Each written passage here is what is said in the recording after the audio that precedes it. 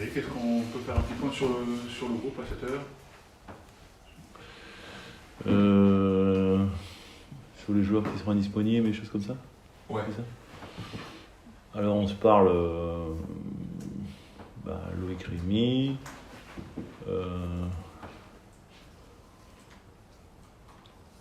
et Noah Fadiga. Ouais, d'accord. Après demain on prendra des décisions de l'évolution des uns et des autres, Romain, Del Castillo, Franck Honora. Puis je sais plus qui d'autre, mais à mon sens c'est tout. Parce que Romain est entré en jeu et. Ouais. Non, mais Romain, ça, je pense que ça va aller, mais bon, c'est vrai qu'on a une réflexion sur voilà, est-ce qu'il pourra débuter, est-ce qu'il pourra pas débuter, enfin des choses comme ça, quoi. Franck, c'est une réflexion sur est-ce qu'il pourra être dans le groupe ou pas dans le groupe, quoi. Ouais, plus, ouais, je pense, ouais, effectivement. Comment ça évolue ces joueurs? Bah, ça va mieux maintenant. Après, il faut qu'ils se sentent aussi libérés, quoi, mais bon, il n'a pas fait, si tu veux, d'entraînement style à haute intensité, genre comme des oppositions, des choses comme ça. Donc bon, c'est difficile de savoir, quoi. C'est quoi le risque? C'est de se dire on prend le risque de prendre sur un derby, quitte à perdre pour la fin de saison, ou est-ce qu'on attend? En fait, il n'y a pas de risque parce qu'en fait, les images de son tendon d'Achille, elles sont plutôt bonnes, donc il n'y a pas de risque, tu vois, qu'il se fasse. Mais c'est une question de douleur, en fait. Et si lui, il n'est pas apte à accélérer ou des choses comme ça, forcément. Bon, il a vécu le match, je pense, difficilement contre Ajaccio, parce qu'il était diminué et que du coup, il ne veut pas, si tu veux, être sur le terrain et être diminué et à la limite handicaper l'équipe alors qu'il y a un autre qui peut être à 100% et jouer, quoi. Donc voilà, c'est un peu plus ça, quoi. Sur Noah, c'est quoi la blessure? Noah, il a toujours un petit problème avec sa hanche, donc voilà, donc on est en train d'adapter un peu. On voit que c'est pas le même jeu tout à fait avec Franck et sans Franck aussi, donc Ouais. c'est encore très important pour vous. Donc. Disons que Franck, il a un profil, c'est le seul profil un peu dans cette équipe de vitesse, de profondeur, donc, et puis également de centreur, quoi.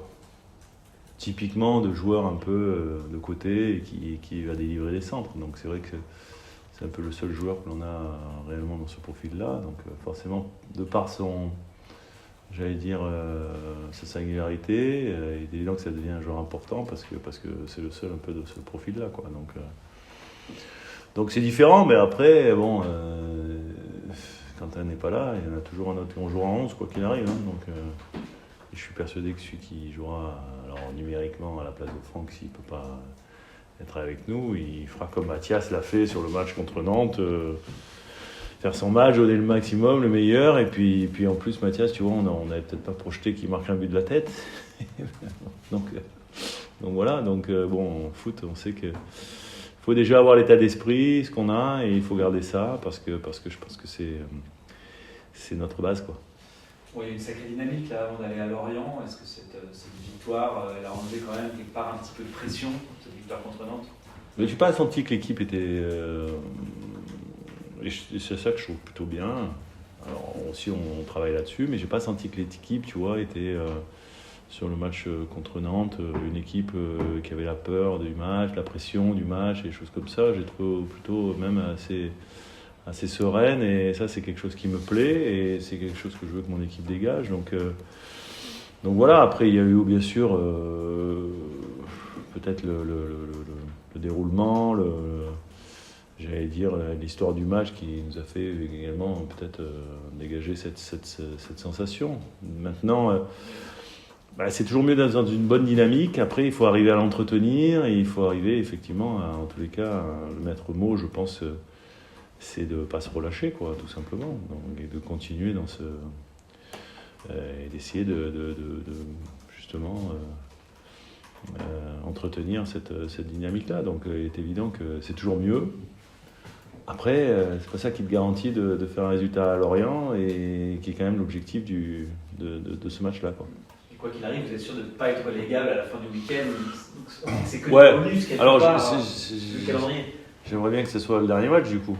Parce que ne pas être légable à la fin de ce week-end-là, C'est presque ça m'importe peu. Ce qui m'intéresse, c'est de ne pas être relégable le 4 juin.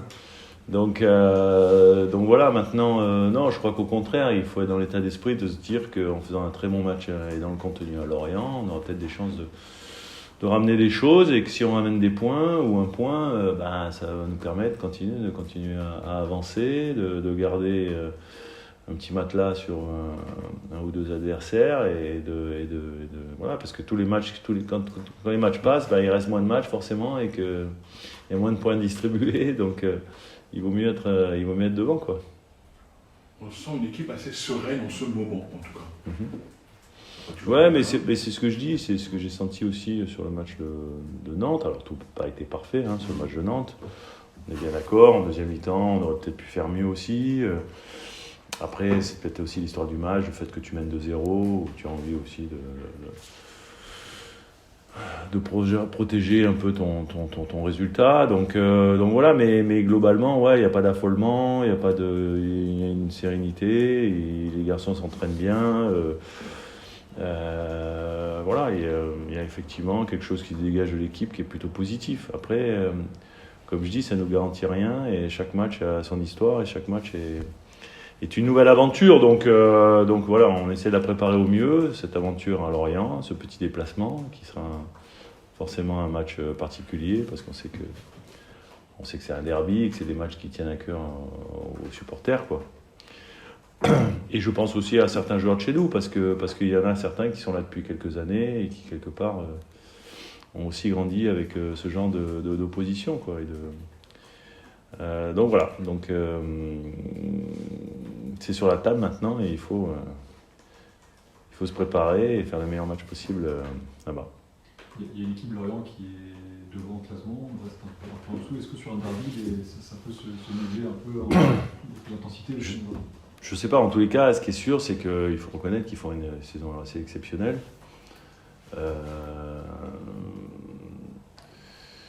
Qu'ils proposent des choses dans le jeu. On voit bien que l'entraîneur est un garçon qui aime le jeu, qui aime avoir la possession, qui aime... il joue avec beaucoup de joueurs techniques. Donc c'est vrai que ça va être, je pense, un beau match à jouer, et puis une belle opposition. Et en tous les cas... pour nous, puisqu'on veut aussi s'améliorer dans cette tenue du ballon, et ce serait évident que ce sera un rapport de force que va nous proposer Lorient, important à ce niveau-là. Donc voilà, il faudra être capable de reprendre présent aussi dans le jeu. Et après, sur un derby, il est évident que c'est des matchs un peu particuliers, donc c'est vrai que quelquefois le classement importe peu. Maintenant, on est obligé de reconnaître quand même qu'ils ont beaucoup plus de points que nous, quoi. Donc, ils font pour l'instant un bien meilleur championnat que le nôtre. Donc, bravo à eux. Après, sur le match, on va essayer de les challenger.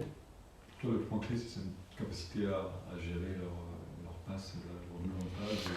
Ouais, il y a beaucoup de choses.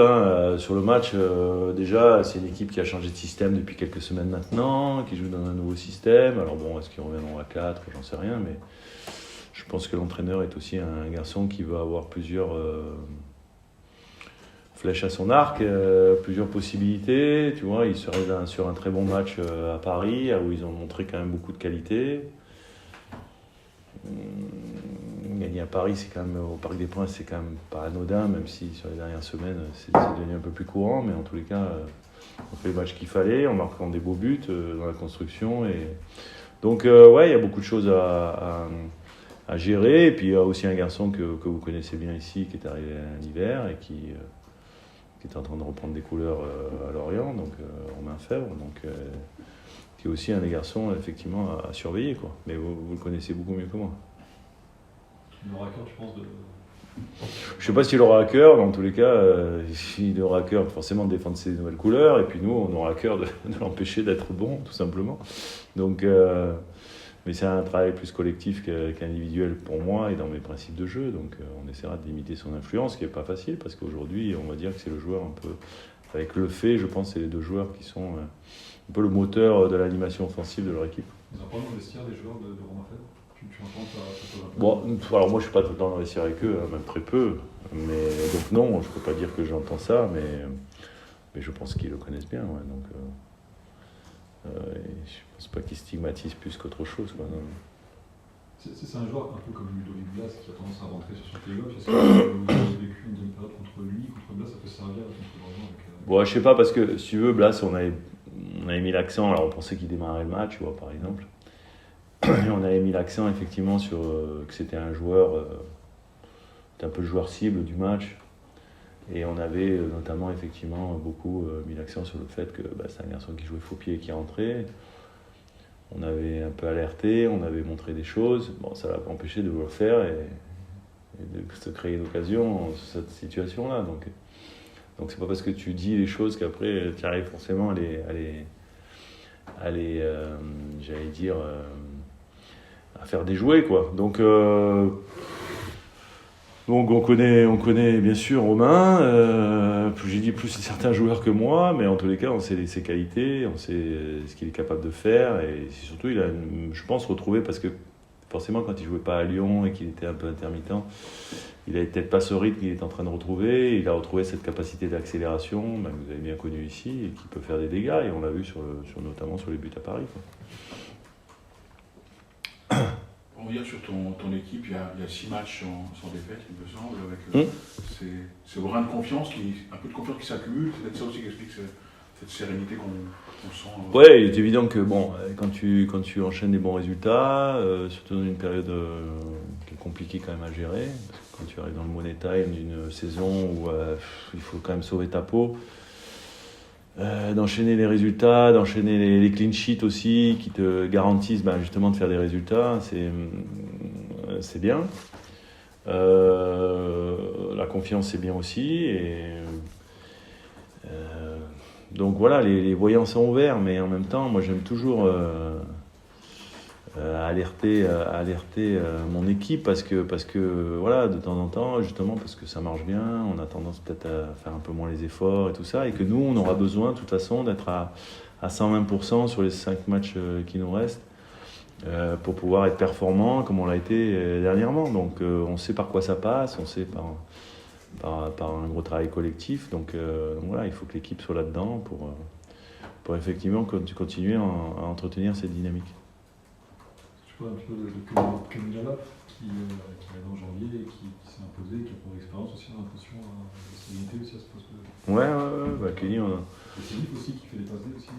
Ouais, alors là en plus il a fait pas le pied gauche, donc tu vois, c'était pas prévu non plus, mais bon, après on sait qu'il est quand même, c'est certainement un des rares joueurs de l'effectif qui a pratiquement les 2 pieds, donc bon, c'est une arme supplémentaire. Après Kenny, oui, il a beaucoup d'intelligence de jeu, de sérénité aussi.